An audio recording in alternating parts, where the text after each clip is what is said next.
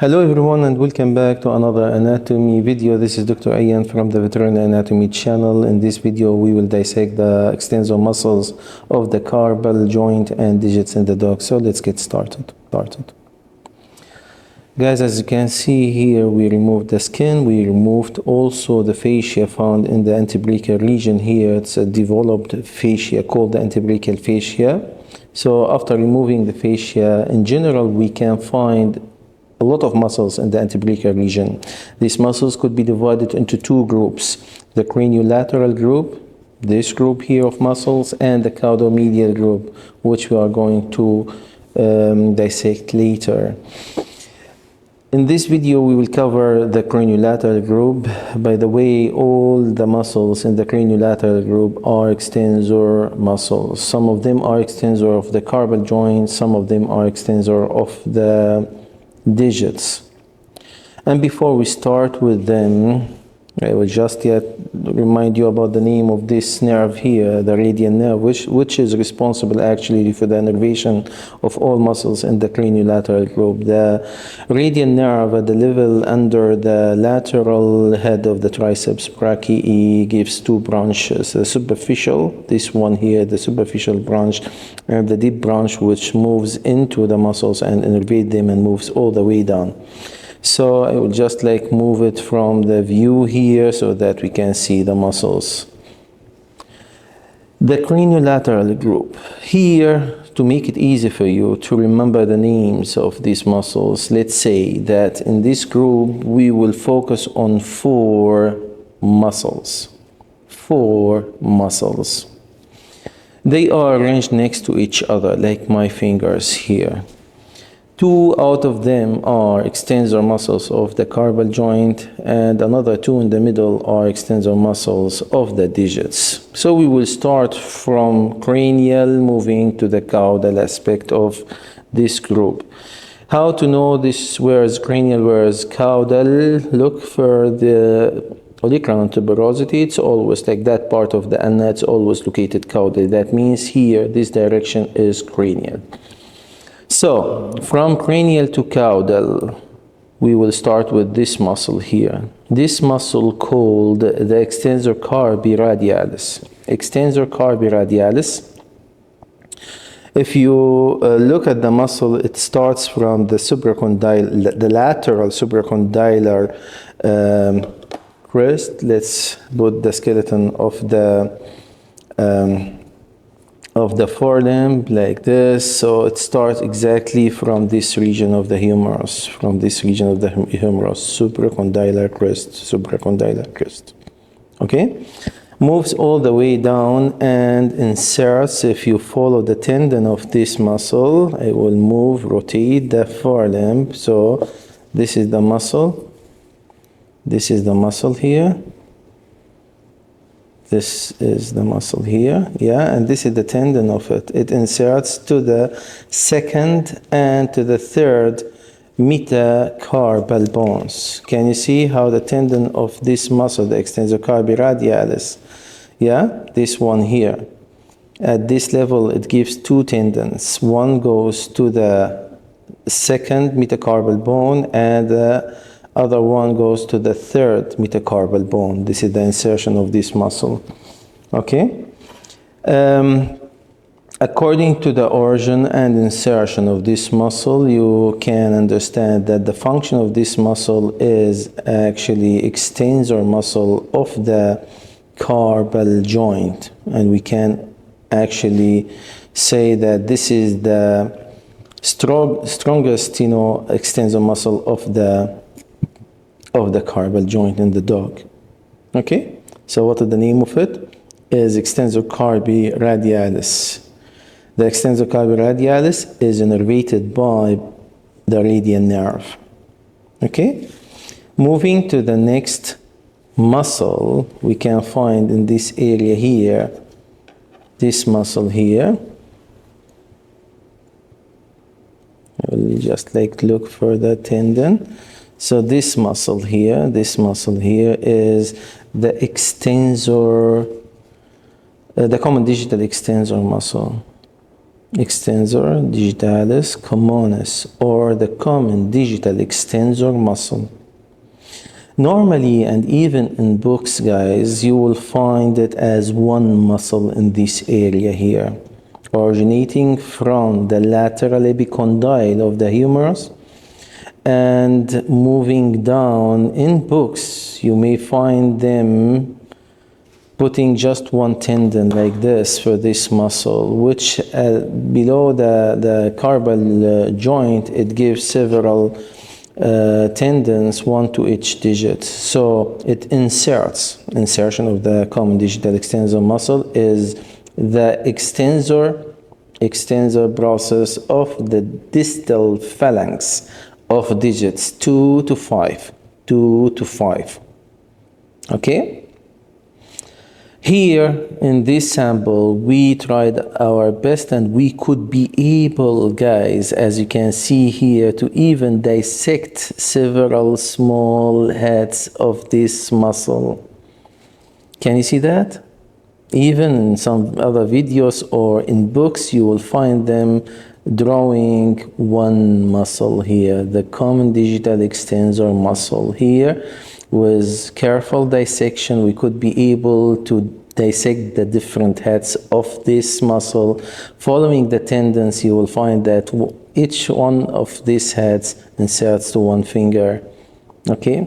And I believe that this is what happened even in human, where some people can move or extend only one finger without really moving the other finger. So these people, they have the ability to control one of these heads, while some other people, like me for example, it will be difficult to extend this finger without really extending the other fingers, just because all of these heads are somehow fused together. So if you give order for this muscle to contract, all heads will be contracting at the same time somehow, yeah? So just like for your information. Okay, what is the name of this muscle again? The common digital extensor muscle from the lateral epicondyle of the humerus to the extensor process of the distal phalanx of all fingers from 2 to 5. This muscle is innervated by the radial nerve, and it's, of course, from the name, it is the main extensor muscle of the digits in the forelimb. Here, let me just show you the origin insertion of this muscle. The origin, again, is the lateral epicondyle of the humerus. Insertion is this process here of all the fingers number 2, 3, 4, 5, extensor process, distal phalanx. Okay? Here you can easily follow the tendon of this muscle, and you can see how the tendon is, you know, divided here and moves to each digit. This is one, this is the other one, here and there. Okay? Good. The next muscle in the craniolateral group will be this muscle here. Let me just hold it for you. This muscle here. This muscle called the lateral digital extensor muscle. Lateral digital extensor muscle. This muscle starts or originates also from the lateral epicondyle of the humerus. Lateral epicondyle of the humerus. And inserts to the extensor process of the distal phalanx, but of the fingers number 4 and 5, or sometimes 3, 4, 5. Let's see here the muscle. This is the muscle.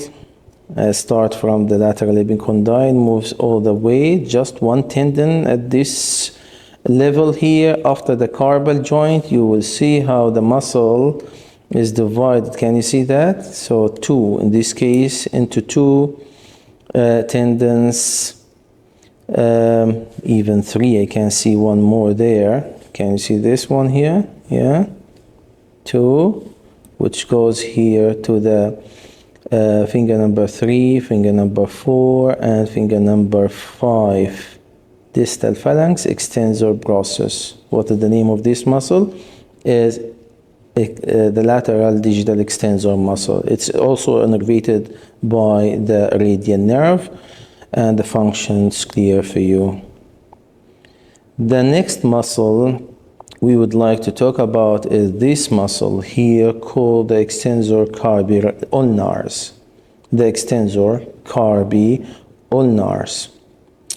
The extensor carpi ulnars originates also from, let me just tell you here, the lateral epicondyle of the humerus, and partially also from the lateral collateral ligament. It moves all the way down and inserts to the lateral aspect of the metacarpal number 5. Lateral aspect of the metacarpal number 5. This is the metacarpal number 5, yeah? The function of this muscle, of course, according to the origin and insertion, it's another, it supports actually the carpus when extending to bear the weight, and also helps, yani, if we really contract the muscle, you will see that somehow it like help in flexing the carpal joint. Yeah, it helps in flexion, even if the name of it is extensor carpi ulnars. Okay, not only this, you will find that part of this muscle inserts also to the carpal bone. Yeah, can you see the the accessory carpal bone? Accessory carpal bone is here. Yeah, so part of this muscle inserts to the accessory carpal bone. That's why another function could be like abduction and lateral rotation of the carpal joint, because it's attached to the accessory carpal bone. Okay, so what is the name of this muscle again? Is the extensor carpi ulnars. The extensor carpi ulnars is also innervated by the radial nerve. Again, it's extensor carpi ulnars, but somehow the function is a flexion and like supporting the carpal joint, so lateral rotation of the carpal joint. Okay, keep it in mind.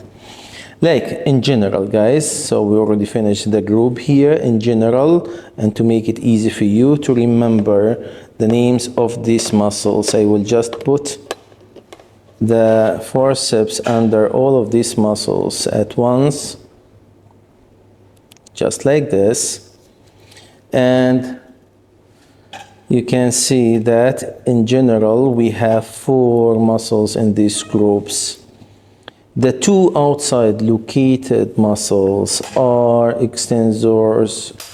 I'm not talking about the function, but about the names, are the extensor muscles of the carpal joint, the 2 outside located muscles, while the 2 in the middle here are extensor muscles of the digits. Names from lateral, or the extensor muscles of the carpal joint are here the extensor carpi radialis, that one is the extensor carpi ulnars, the 2 for the digits are the common digital extensor muscle and the lateral digital extensor muscle. Okay? Just try to remember the names according to that. 4 muscles moving down, the 2 outside located muscles are for the carpal joint, the 2 in the middle are for the digits. And remember the names. All 4 extensor muscles are innervated by the radial nerve, which make it very easy for all of us. Now in this view and in the craniolateral group, we can find another muscle at this level here. Can you see this muscle? I will also put something under it.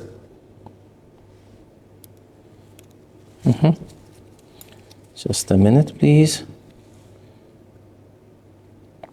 This muscle here. This muscle here. Can you see it? This muscle here is what's called the abductor longus pollicis, or abductor muscle of the first digit. This muscle originates from the radius and ulna at this level in the middle here, and moves in oblique way and inserts to the metacarpal number 1 here. Contraction of this muscle will abducts the first digit. Okay? What is the name of it? The abductor pollicis longus, or abductor muscle of the first digit. This one here, it's also innervated by the radial nerve. If we go in depth there, I found another muscle there. Let me just make it clear for you. Put my forceps just under it. Can you see this muscle here? This muscle, and this is the tendon of it. And this is the tendon of it. Can you see how it moves? It's a small muscle, originates somehow from the mid region of the ulna, moves all the way and in oblique way also, and inserts to the head of the metacarpal bone number 2. So it starts from the ulna at this level somehow, moves all the way and inserts to the head of the metacarpal number 2, this area here. This muscle called the extensor muscle of the second digit, or the extensor digiti secundi, or its extensor muscle of the second digit. Okay, this one here. I hope it's clear how the tendon of this muscle, this is the tendon of the muscle, can you see? Moves down there and inserts to the head of the second metacarpal bone. Yeah, I believe this is everything about this group. Now we will move and talk about the other group, the caudomedial group, which are all flexor muscles of the carpal joint and digits. I can tell you that these muscles are extremely important, specifically the SDF and DDF, the flexor muscles of the digits. So make sure to subscribe and don't miss the next video about these muscles. Now, the question for this video will be, let me just make the view better here. I need you, question number 1, I need you to name this muscle here, to write the name of this small muscle found in this corner here. What is the name of this muscle here? Yeah, we dissected this muscle in a previous video. So this is question number 1. Okay, the question number 2 will be, what is the name of this muscle here? Remember, this is a lateral view of the forelimb, left forelimb of the dog. So question number 2, what is the name of this muscle here? That's everything. If you have any question, write them in the comments, and I will see you in the next video, very important video about the caudomedial group of muscles. See you later. Bye bye for now.